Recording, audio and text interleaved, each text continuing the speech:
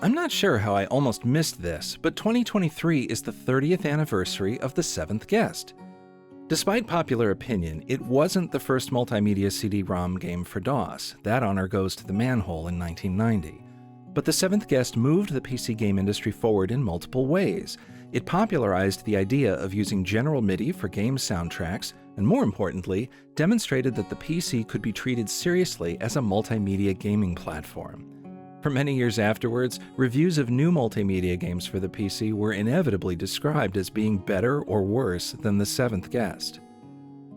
There are tons of videos covering The Seventh Guest, so instead, I'd like to mark the occasion by showing you a restoration I did of the videotape entitled The Making of the Seventh Guest, included with some releases of the game. It's a fascinating look at the early days of a company figuring out how to make a particular type of game whose parameters were not yet fully defined. The presentation covers the technical and creative processes involved making a game limited by their generation's hardware. Why a restoration instead of merely playing the tape? Well, the original presentation was cobbled together from consumer video cameras recording to VHS. All the interviews were recorded in areas with no sound treatment and no dedicated microphones. Essentially, the raw tape is pretty rough in places. Using audio processing, individual color correction for each shot, noise reduction, and a very tiny amount of AI upscaling, I feel I've improved the material to the point where it is worth a second look. I hope you enjoy this restored presentation of the making of The Seventh Guest.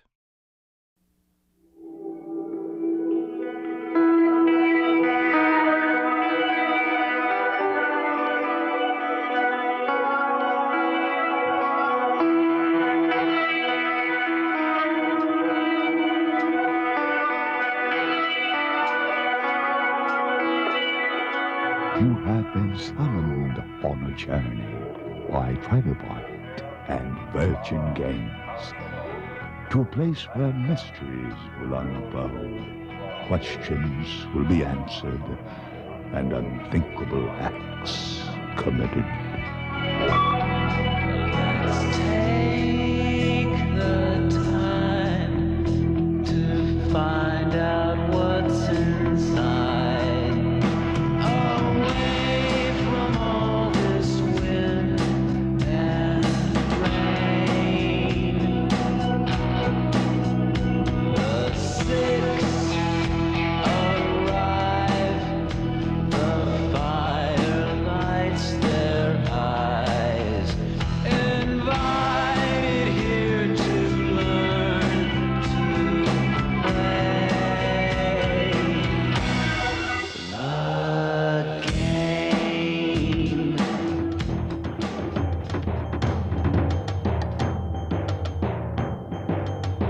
Nestled deep in the heart of Oregon, lurking amidst the quaint bed and breakfast dens of a small one-horse town they call Jacksonville, we find a company that has changed the face of global entertainment forever. The company's name is Trilobite. Well, we decided that there was a big new medium out there which involved CD-ROM. And this big new medium, CD-ROM, needed a definitive product. And The Seventh Guest seemed to fit into that. Needed something with power and passion and drama and story and animation and graphics and multimedia and sound overlays, and we were the people to do that. We were chosen by God. Trilobite is the brainchild of Graham Devine and Rob Landeros, who met in the summer of 1988 while working for Virgin Games.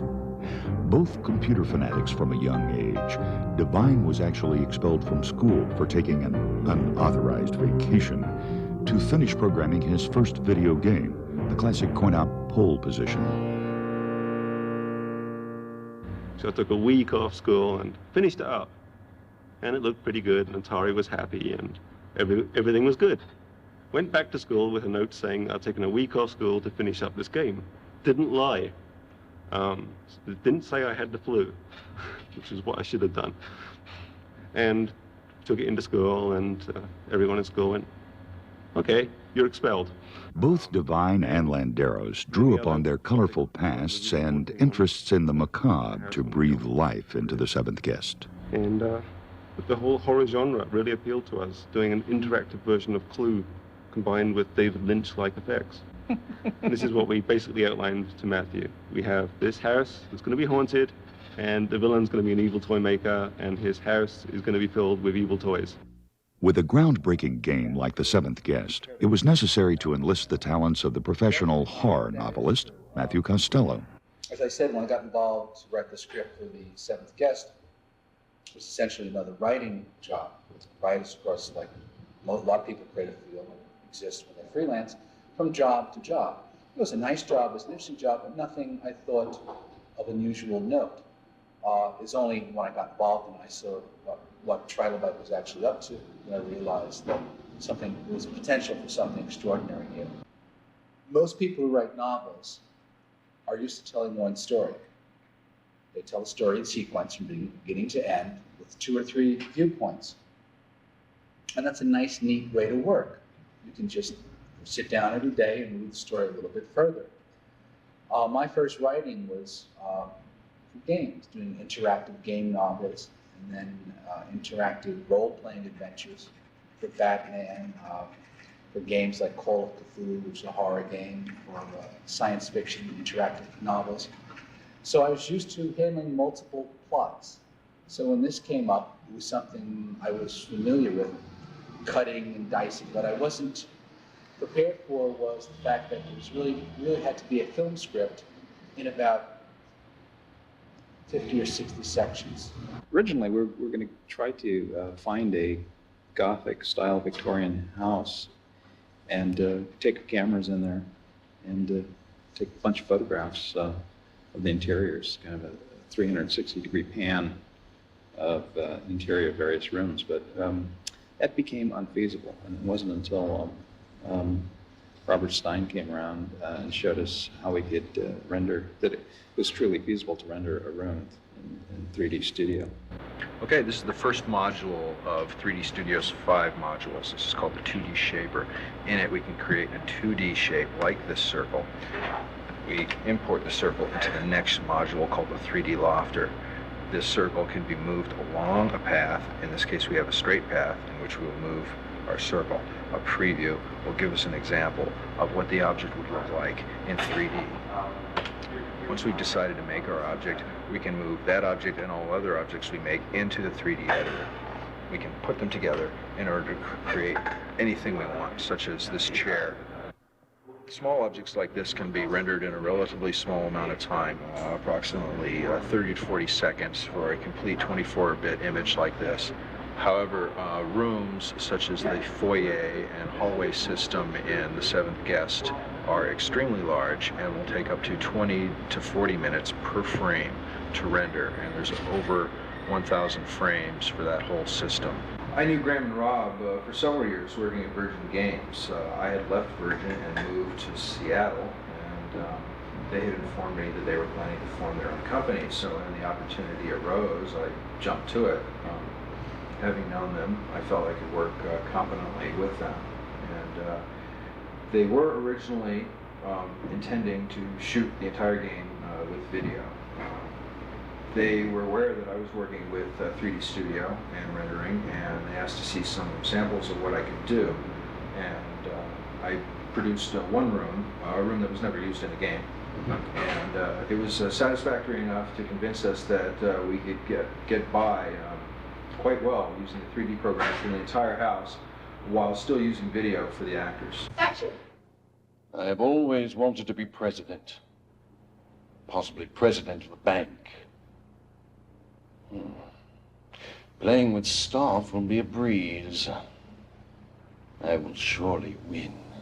Cut. My name is Deborah Mason, and I directed the live action for The Seventh Guest, and I acted as the character Martine Burton. Reach out into the camera, roll your eyeballs. This particular type of acting is a new technology. Feature film acting has been around for about 100 years, and is a series of angles, close-ups on the person, it's almost as if the actor is thinking the situation. With this particular type of shooting, we had the camera locked down, everything was from a long shot, a long angle, and it was difficult getting the facial emotion across. Instead of just a simple darling, we would have to use whole body movements. Darling! Similar to that with everything. In that way, it was similar to stage and having an audience. The most difficult part was staying on our mark, cueing the actors to work around different positions on a stage with your virtual reality, your imagined furnishings. We had a difficult time not walking through things all the time. Hey, maybe we really can do this.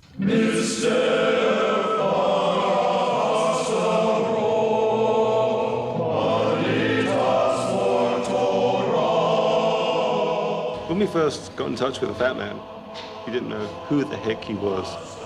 And, you know, we didn't know that he was larger than life or that he was such a, you know, musical genius. Or we didn't know he'd have such a big impact on the project. We thought he'd do the music. He didn't even know who he was. He didn't even know who he was. We unleashed his creative potential. Here, my head is full of music.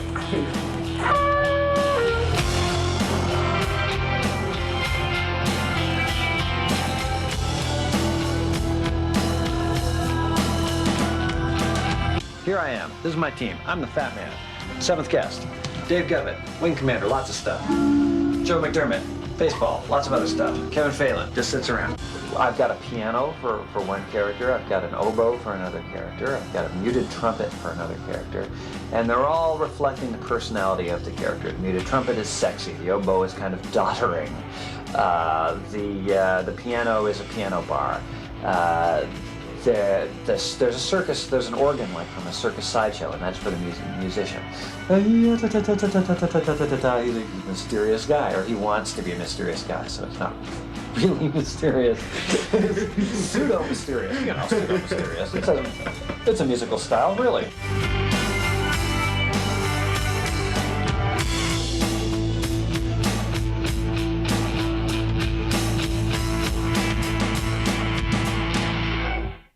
Leaving the Fat Man in Austin, Texas, we returned to Medford, Oregon, where the sound effects and audio post-production were handled by sound designers Greg Hayes and Webb Stoughton at Stoughton Studios. Well, you know, this project's been pretty incredible. The sound design on it was huge, to say the least. All the sound effects we had to create, it was much like creating sound effects for a movie. The first step, of course, is just to break down the script, go through the script with a fine-tooth comb, break it all down. And that process is real important, that you identify all the sonic events that the scriptwriter was envisioning, and get those clearly in mind. Again, the texture that they were envisioning and the creators are envisioning, and then from there begin. Greg would issue me lists of sound effects, and I would go in the script and see how the sound effects plugged in, and then we would literally go and say, okay, we have these effects already available to us. Let's use these, but these are the ones that have to be created.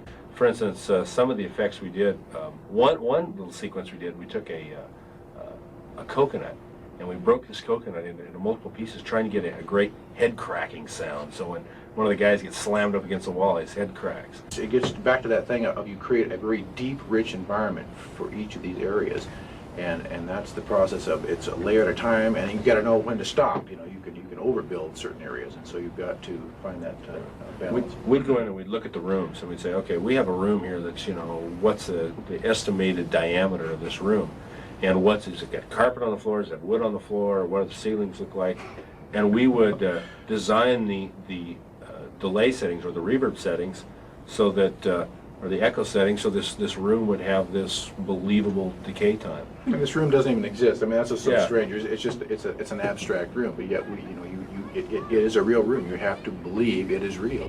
You're the one. I'm gonna leave, Miss. Don't run away, please. Don't run away. Don't go. Don't go. No, don't go. Bringing all these elements together and fitting them into 2 CDs requires the use of a relatively new technology known as digital compression. Well, for the seventh guest, really, I think it's all hinged on compression technology. We take full motion digital video and a relatively high-res screen, 640 by 320, and we compress it. And If you look at the originals, the original screens that we start with, they're 600K per frame. And we bring that down to less than 30K per frame so you can have full motion video streaming off of a relatively slow CD-ROM drive. When we started this project, there wasn't any full motion video, there wasn't digital movies that were playing on computers anywhere. We were really pioneering into that area with handling audio, handling video, handling all of that. There was no tools that could handle a high resolution screen. There's a number of animators out there that were low res, but all of our images were in high res. So a lot of the tools that we use here are completely proprietary. Basically, there were no tools for doing the seventh guest when we started out on this project. And fortunately, some right ones came along, and what wasn't available, Graham made. While creating such an avant-garde software product proved challenging, Devine and Landeros expressed no regrets for undertaking this highly anticipated multimedia endeavor. In fact, everyone involved with the making of The Seventh Guest seemed very optimistic about the future of the industry. So we now leave you with some of their predictions for where this new medium will take us. It's all a little bizarre right now. It can't become mass whilst it's so bizarre. I think as the next few months, not even years, go by, that there's going to be such an explosion in the CD-ROM technology that that is how you're going to buy games. Versions of Guest and follow-up Trilobite products will, I'm sure, find their way into all those platforms also.